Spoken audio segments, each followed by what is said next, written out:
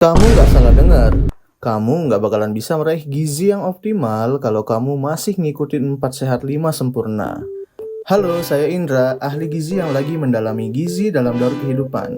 Tapi di sela-sela itu, kayaknya banyak hal menarik yang bisa saya share ke teman-teman. Yuk, biar kamu tahu konteksnya, ini dulu ya. Kondisi masyarakat Indonesia pasca Perang Dunia II dan penjajahan Belanda berada dalam situasi kurang baik. Gizi buruk dan kelaparan di mana-mana dan menjadi tantangan terbesar bagi masyarakat. Dan pada 1952, Profesor Purwo Sudarmo, ahli gizi pertama di Indonesia, memperkenalkan 4 sehat 5 sempurna. Beliau terinspirasi dari pedoman gizi di Amerika Serikat yang saat itu dikenal sebagai Basic Four Food Groups. 4 sehat 5 sempurna ini tujuannya tidak bukan adalah pertama, meningkatkan kesadaran masyarakat. Dulu itu konsep ini memberikan panduan sederhana dan mudah dipahami oleh masyarakat luas. Di tengah kurangnya pengetahuan tentang gizi, konsep ini berhasil membantu banyak keluarga untuk memahami pentingnya mengkonsumsi makanan yang beragam. Makanan pokok, lauk pauk, sayuran, buah-buahan, dan susu. Dulu saya ingat banget pas SD disuruh hafalin nih sama guru. Ada yang sama nggak? Selain itu, 4 sehat 5 sempurna membantu menyediakan kerangka kerja dasar bagi program-program pemerintah dalam mengatasi gizi buruk dan malnutrisi. Nah, dibantu juga dengan awal berdirinya Posyandu yang mempromosikan konsep ini untuk anak-anak dan ibu hamil. Dan tentu saja ini menyebabkan penurunan kasus malnutrisi pada masa itu. Lah kan bagus, gimana sih? Seiring berjalannya waktu, konsep ini mendapatkan kritik. Salah satu kritik utama adalah asumsi bahwa susu selalu diperlukan sebagai penyempurna. Padahal tidak semua orang bisa mengkonsumsi susu. Misalnya mereka yang laktosa intoleran. Dan juga konsep ini tidak menekankan keseimbangan gizi, hanya mengarahkan masyarakat untuk makan dari 5 kelompok makanan doang. Kayak masyarakat ini nih, yang penting ada aja gitu. Memang mereka makan sayur, tapi sedikit. Makan daging, oke bener mereka makan daging, tapi cuman sedikit. Dan susu sebagai penyempurna dari pedoman ini sering dijadikan pembenaran. Masyarakat masih sering ketipu sama kental manis yang dikira susu beneran. Padahal mah isinya kebanyakan gula dan mereka masih menganggap itu sehat. Makan roti pakai kental manis dikira sehat. Beli martabak manis, abang-abangnya malah disuruh tambahin lagi kental manisnya. Lalu berlindung di balik, ini kan susu, ini sehat, 4 sehat 5 sempurna. Nah, Oke. Solusinya apa nih? Nah, saya langsung to the point aja. Nah, anggap ini piring kalian. Dalam satu piring, kalian harus ada makanan pokok, yaitu sumber karbohidrat, seperti nasi, singkong, mie, kentang, jagung, dan lainnya.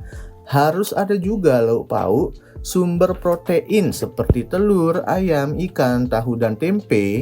Juga dalam satu piring harus ada sayuran dan buah-buahan. Nah, ini adalah konsep yang diperkenalkan oleh Kementerian Kesehatan pada tahun 2017 sebagai upaya pemenuhan gizi seimbang kalian, yaitu isi piringku.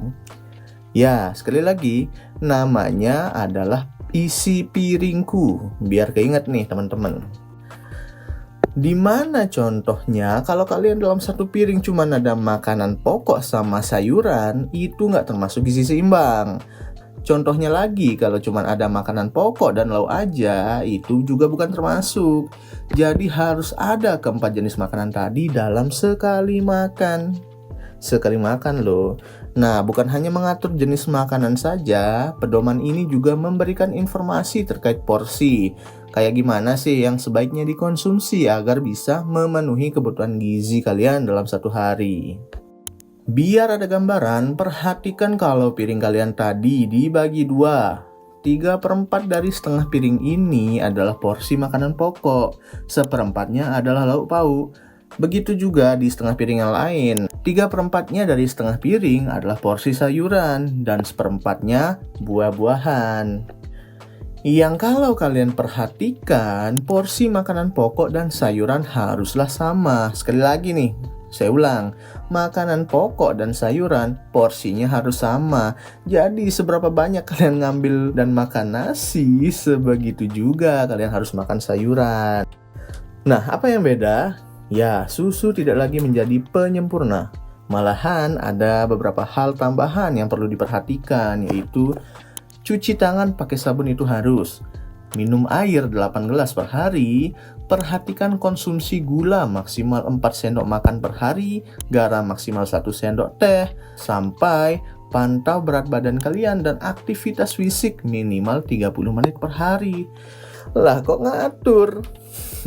Tenang-tenang, jawabannya adalah karena di masa ini Indonesia bukan hanya berperang melawan kekurangan gizi saja seperti wasting dan stunting, tetapi juga tingkat obesitas yang meningkat, di mana angka stunting Indonesia berdasarkan survei kesehatan Indonesia tahun 2023, ini 2023 ya, 21,3%.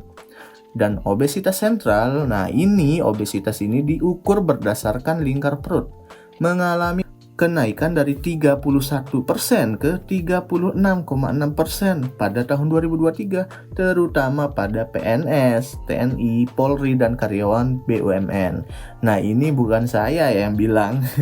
Ini yang bilang survei kesehatan dasar terbesar di Indonesia. Dan obesitas sentral ini dianggap lebih beresiko terhadap penyakit kronis seperti penyakit kardiovaskular, diabetes, dan hipertensi karena berkaitan dengan penumpukan lemak di sekitar organ-organ vital dalam perut. Nah, jadi apakah di Indonesia isi piringku bisa menjadi new lifestyle? Atau kalian malah masih belum aware dari apa yang kalian makan sehari-hari? Oke, yuk diskusi di kolom komentar sekarang.